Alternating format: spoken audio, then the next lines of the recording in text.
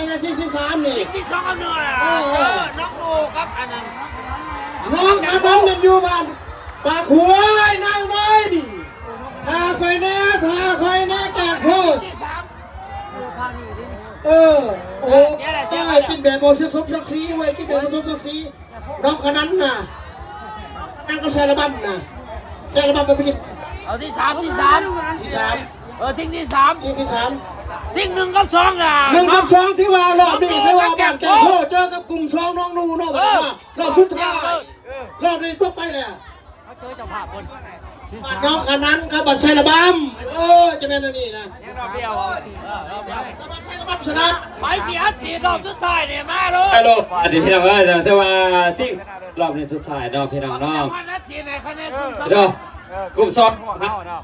แต่ว่าอะไรมอบบทบาทการแสดงบาดเนาะแพ้ชนะอุปสรรคมาแต่ล่างหนึ่งเนาะจริงกาเกียมเด้อเพื่อให้ใครผู้ใครบาดนี่มันม้วนถ้าเปลือกต่อฟ้าต่อจ่าเมื่อพ่อทองเราในนอกคณะยังไงคณะแสงพวกคำเนาะนักไม่มาให้นะ